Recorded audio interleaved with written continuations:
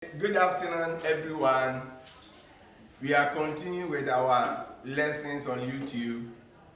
We are already through with two topics. We have done controlling. We have also done what communication is. Today we are moving to another topic which is very important. When I say very important, it is important so far as your exams is concerned. That is WASI. Then it's also important for your life. Because in life, every day you are involved in what you are going to do today. And it is important you know how to make it rightly. So today, we'll be looking at decision making in business. Decision making in business. And this is what you should know. So the overview. We'll be looking at the meaning of decision making. When we say decision making, what is it? Then we look at the decision making process.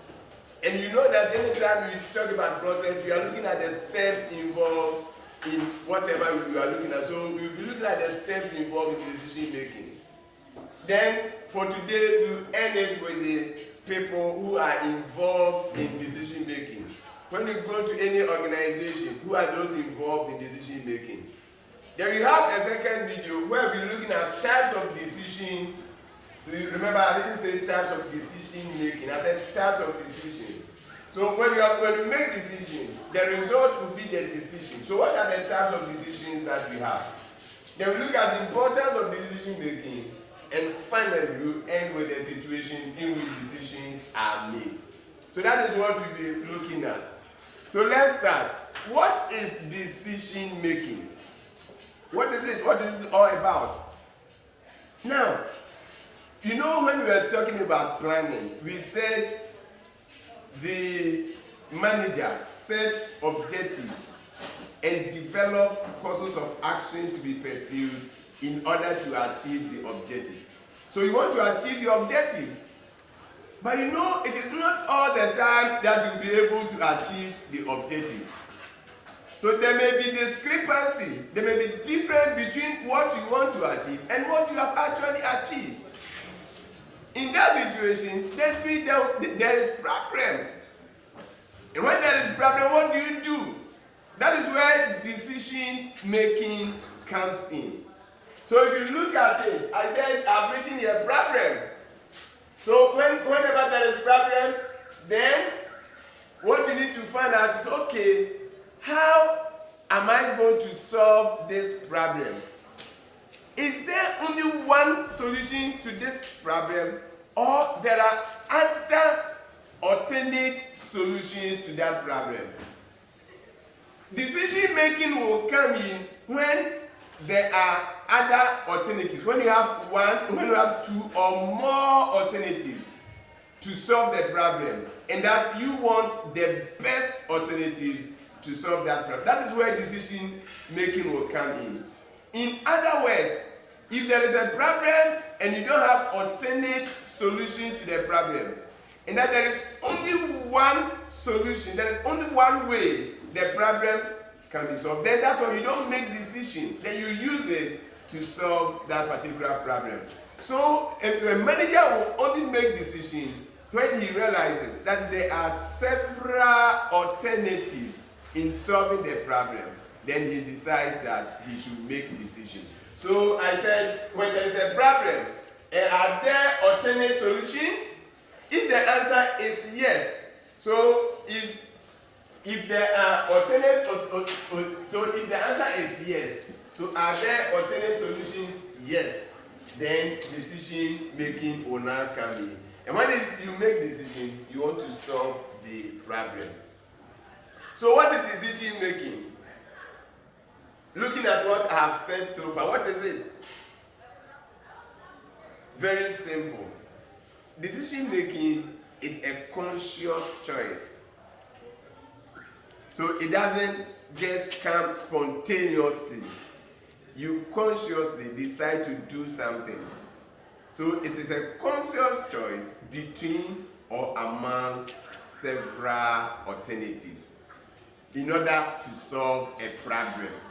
So when there's a problem, and there are several alternate solutions to the problem, the manager rigorously look at the alternate solutions, and then he decides, he evaluates all of them in order to find out which of them can solve the problem best. Then he decides to choose that particular alternate solution in order to solve that problem. So that is what decision making is all about. Now you have learned about the functions of management. Decision making is not one of the functions of management. It is not a function of management, but it is said to be basic to all the functions of management. What does that mean when you say decision making is basic to all the functions of management? All that it means is that in performing the functions of management, which you already know: planning, organizing, directing, and controlling. And we have also learned that staffing is also one of the functions of management. When you are performing these functions, you make decisions. So I have indicated here, I said it is not a function by itself. It is basic to all the management functions. And I've listed the management functions here: planning, organizing, directing, controlling. I said in performing all these functions, decisions are made. When the manager is planning, you remember the planning process. At each stage, you even learn that he develops alternate plans. So that tells you clearly that he made decisions, because he knows that he has this plan, he has that plan, he has that plan. Now, you remember when we were in school, we were talking about that one. I said, when you also plan, and in the course of planning, you set your objective, how many A's you want to get for a particular subject, what are the courses of action you have to undertake in order to do that. So somebody will say that, okay, I want A in business management this semester. So what are the courses of action? Okay, I'll get all my books. Then when I come to school every day, when you close at 3:30, I will stay for 1 hour and study. Then after that, I'll go and have my siesta. I will come back and do this and do that and do that. Another person, then you say, okay, that is it. Then you develop another plan. It's okay, after classes, I'll go and have my siesta. Then after that, I'll come and study for 1 hour. I'll go to Daniel and so forth. You look at the two, you evaluate the two and see which one is the best. Then you choose that one and you implement. So you may say that, okay, after 3:30, I'll be so tired that, okay, let me go and have the siesta first before I come back to study. Another person will say, after school, when you go, the seniors will be sending you. They will not even give you the chance to rest. So let me stay and study. So you have to evaluate the alternate solution, and then you decide to choose the best one, and then you implement it in order to solve your problem. So that is, so when you are planning, you make decisions. In organizing, decisions are made. You need resources. Where do you even get the resources? Who are those you are supposed to recruit? A whole lot of other things will go into it.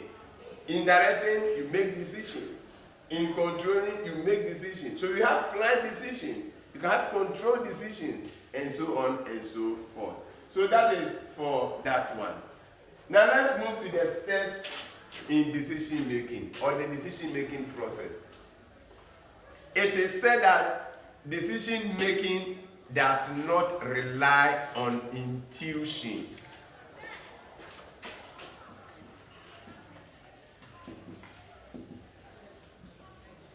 Decision making does not rely on intuition.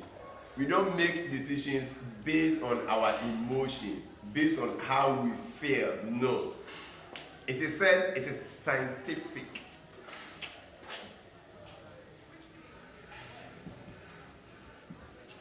You remember we have learned about whether management is science or an art. And we said there are some people who advocated that management is science. And you remember, I gave this one as an example. That those who believe that management is science, they have come out with certain processes that you should follow in order to achieve a particular objective. And we look at the decision-making process. And I told you, you will learn that one. That's what we are doing today. You have to have some steps.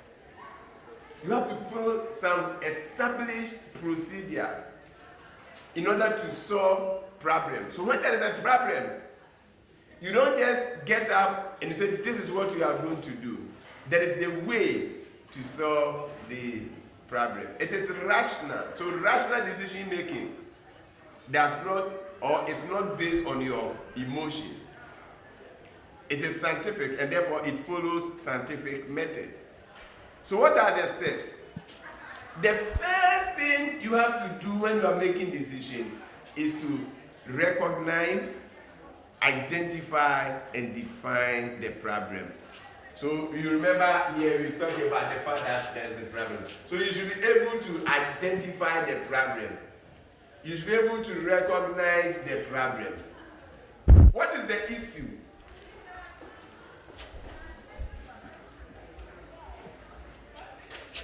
What is the discrepancy?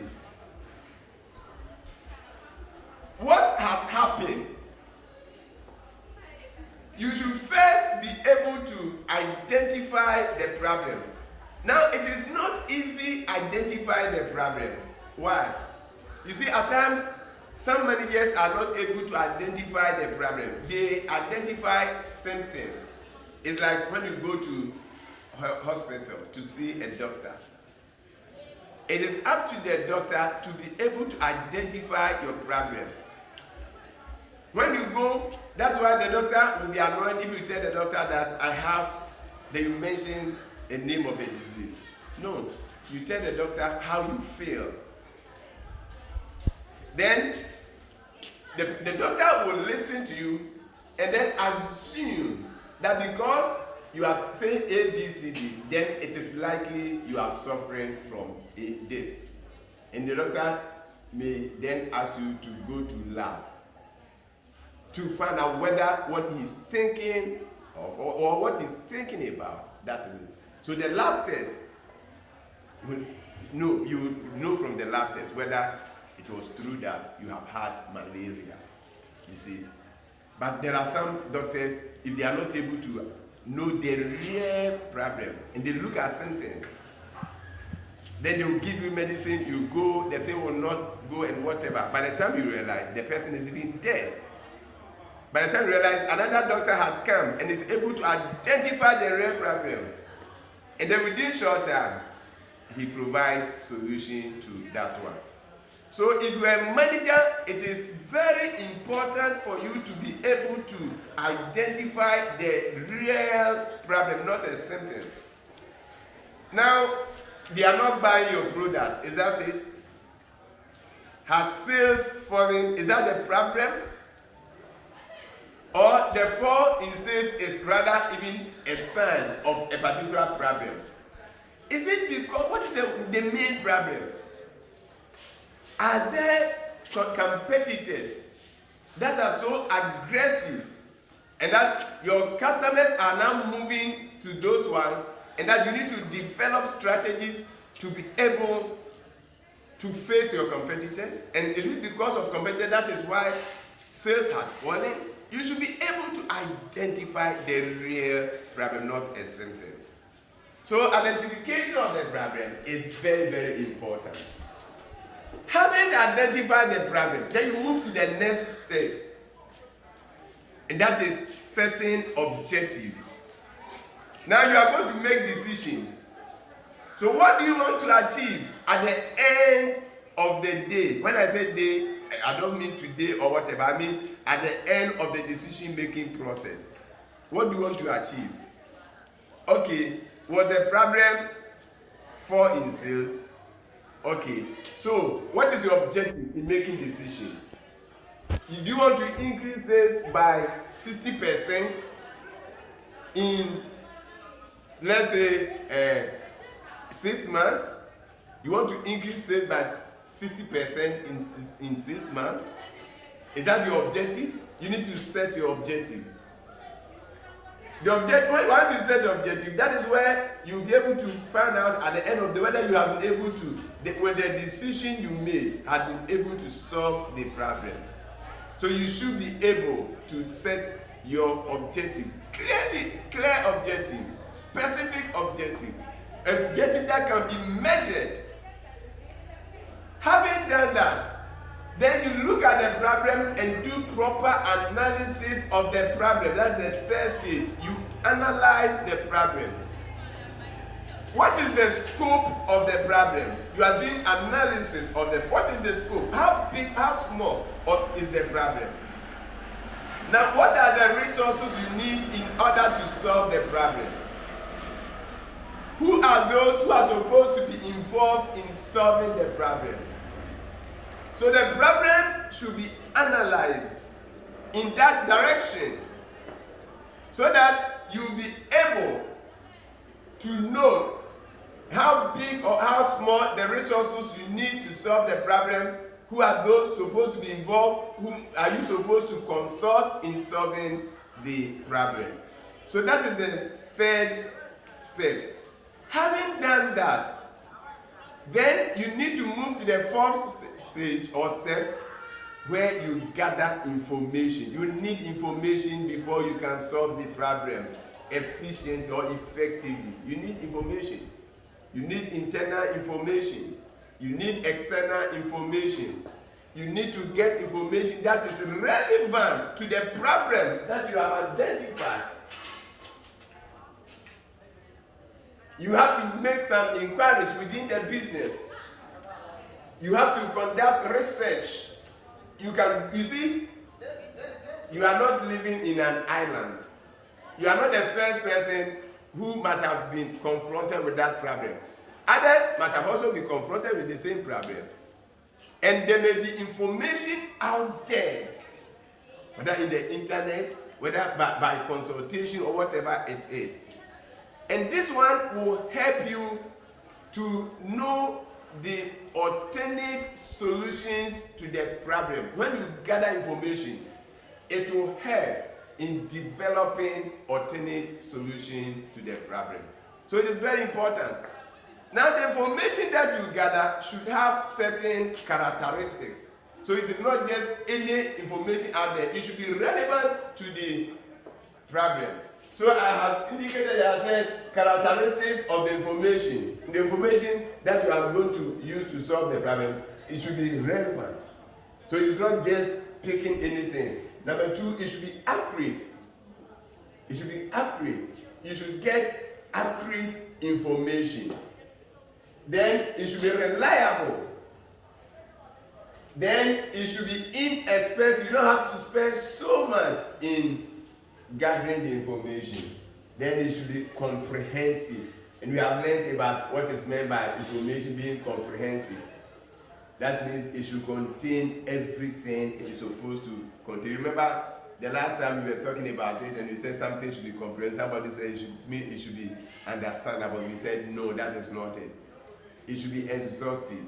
You should gather enough information. Information that is enough to solve the problem. So these are the characteristics of the information that you need to use.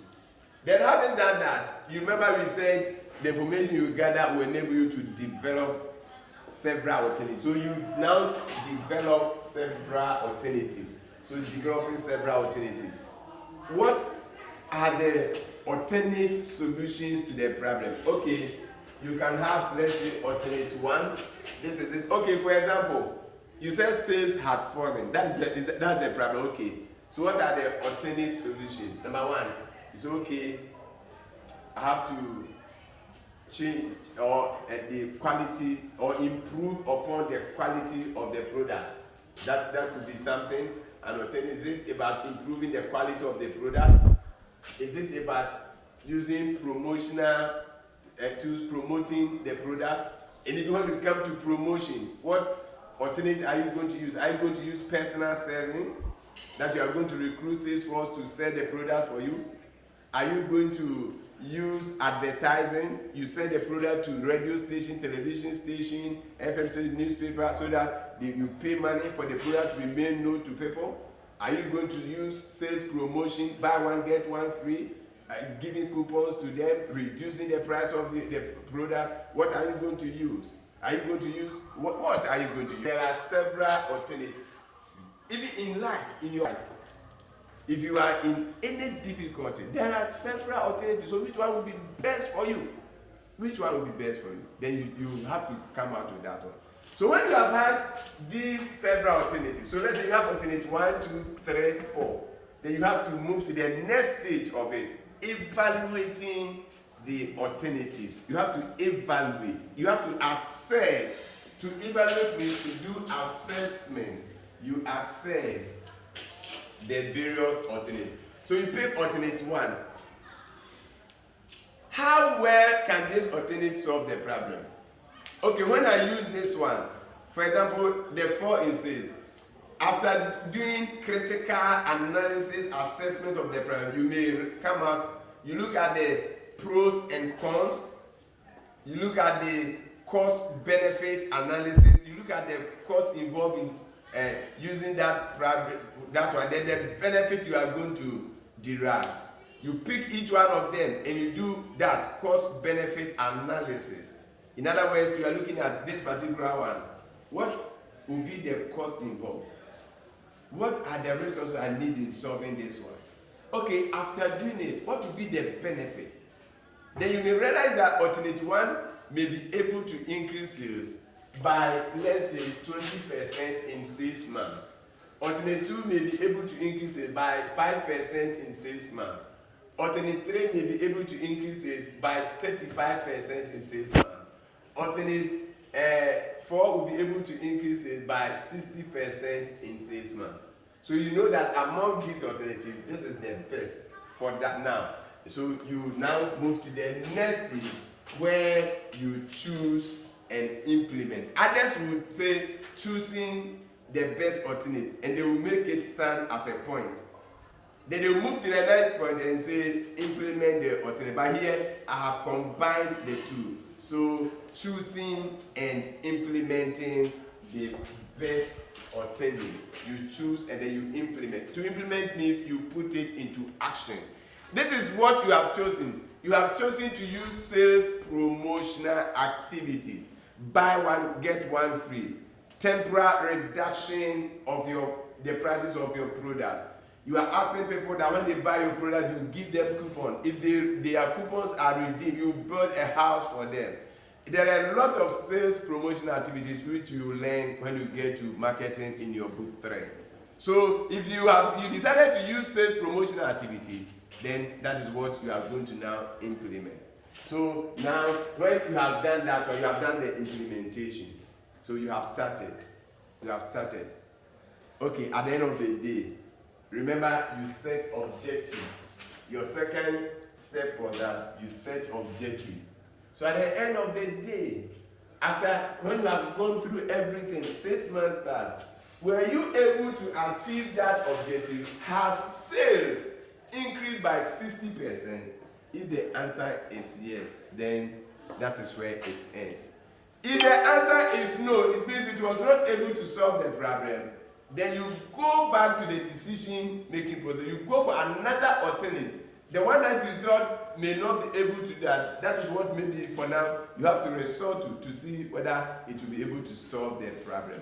So that is what in essence decision-making is all about, the process involved. Now finally we are going to end with a very simple subtopic. Now before I come there, let's look at this one. You see, we have looked at 8 steps in decision making.